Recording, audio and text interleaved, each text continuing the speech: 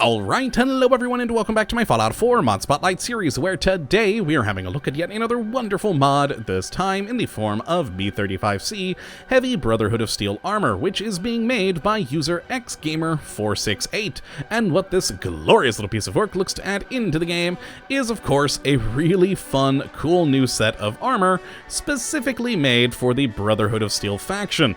And what I really love about this whole armor piece, besides the fact that it looks awesome, is that the mod maker actually did go to the trouble of coming up with a somewhat contrived lore reason as to why it exists. I always appreciate that sort of thing. And the reasoning here is that it is a set of armor that the Brotherhood of Steel themselves designed to be a heavier, yet more protective alternative to the in-game heavy combat armor that already exists. And it's sort of meant to be a niche armor that sits in between the heavy combat armor that I mentioned and, of course, full-on power armor that the Brotherhood of Steel uses. It's meant to be used by those who kind of are in between those two stages, and that is just cool. And thankfully, quite easy for you to get your hands on. Potentially, I must say, possibly too easy. Some people, myself included, might think it's a little bit overpowered because you can quite literally grab this armor from the very start of the game when you leave Vault 111, as it currently resides inside this crate right here. As you can see, we have all the pieces of the B-35C Heavy Brotherhood of Steel armor, and it's right here for the taking. Now that is because at the moment it isn't in the leveled loot list for the game. The mod maker's intention is to eventually add it in so you'll actually find Brotherhood of Steel people around the wasteland with this armor on, and, well, that's a good thing. I can't wait for that to come because, well, it just sitting here in a box for you to grab is a little bit meh, but oh well, it's quite cool nonetheless. So let's go into the inventory and then apparel tab and load this thing up and show off just how awesome this is. And I gotta say, it's probably one of my favorite bits of armor I've seen on the Nexus so far, as it is just, sexy looking. I love that thing. Now, according to the mod maker, he thinks that the mod looks better with a male character, but I've looked at it on both, and of course, this character here is female, and I think it looks fine either way you go. Overall, it's just a really cool looking set of armor. As you can see, we've got all sorts of heavy padding everywhere, a fake six-pack, we've got what looks like some sort of utility belt, the weird backpack bit with all the piping and cabling going into, and that absolutely awesome helmet. I think it's my favorite part of the entire bit of armor here, is just that cool looking helmet with, of course, the functioning headlamp. I love that. It always makes me kind of feel weird that all of our flashlights are our Pip-Boy just emanating light, so I always like when armor has the headlamp added in because it just makes sense.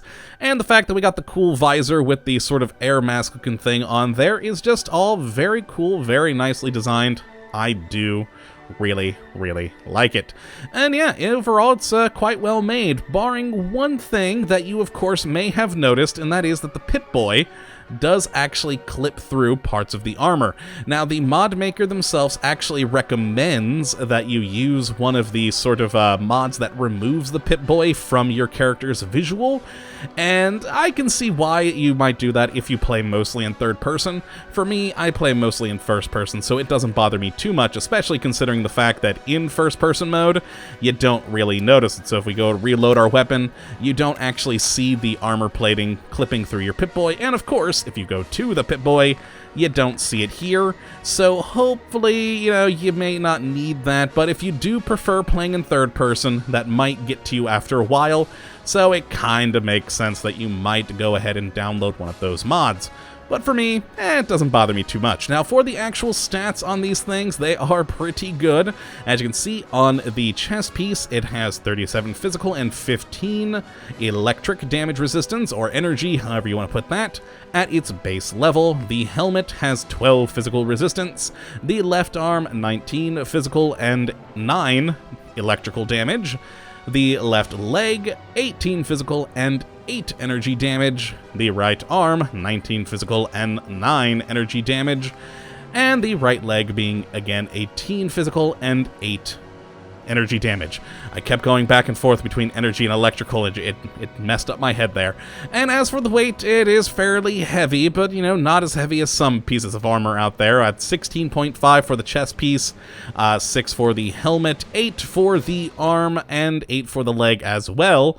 And overall, you know, pretty decent armor. Now, the one thing that saddens me about these is it can be upgraded, but not all of the armor can be upgraded, and there's only a limited amount of different upgrades, which I will bring you guys back once we're back in Sanctuary to actually show those off. Alright, now we're back in Sanctuary in our usual place over here for mods, and I brought over an armor workbench so we can actually take a look at these upgrades. Now we'll start with the chest piece, which unfortunately is the piece which disappoints me the most, because at the moment there are no actual upgrades we can do. Now I think that just might be a thing at the moment. The mod maker says that there's a lot of stuff that he's still working on, but for the time being, there is no things that I can attach, no modifications to the chest piece that I can make. Now, similarly, we have the same deal with the helmet, though I do know that eventually the mod maker is wanting to add in different flashlights to the helmet, so we'll probably see that in the future. So that only leaves us with the arms and the legs, and whether it's the left arm, left leg, or right arm or right leg, they all end up having the same options, which are your fairly typical armor options here for lighter build, pocketed, braced, brawling, strengthened, deep-pocketed, lead-lined, stabilized, aerodynamic, ultralight build, or of course, weighted, with your fairly standard requirements that you'll see again with any other piece of armor.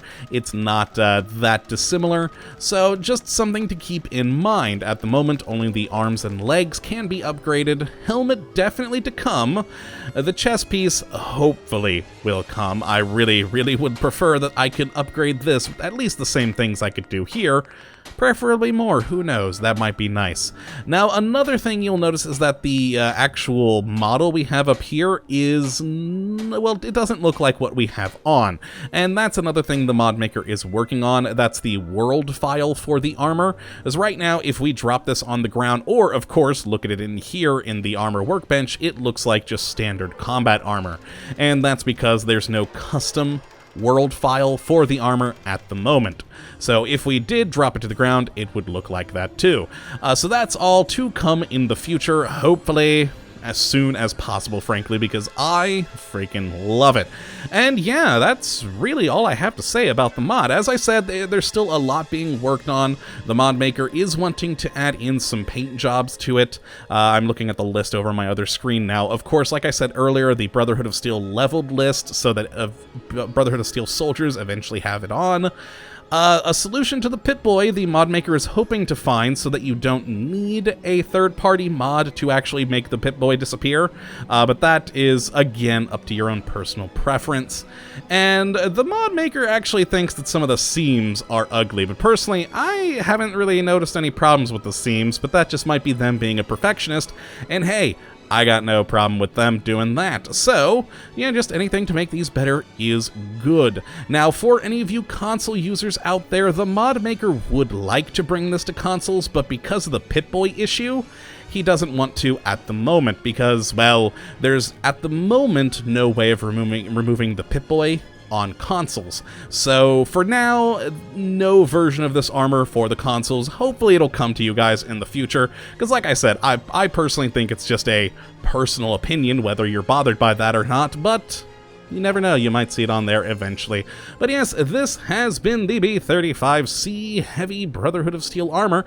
If you'd like to check this out for yourself, and I would definitely say to go ahead and give it a go, you can take a look at the link in the description as always, and I of course hope that you have enjoyed this video today and that you do come back for the next, when we will hopefully be looking at yet another wonderful mod. But until that time, thank you for watching, and as always, have a good one.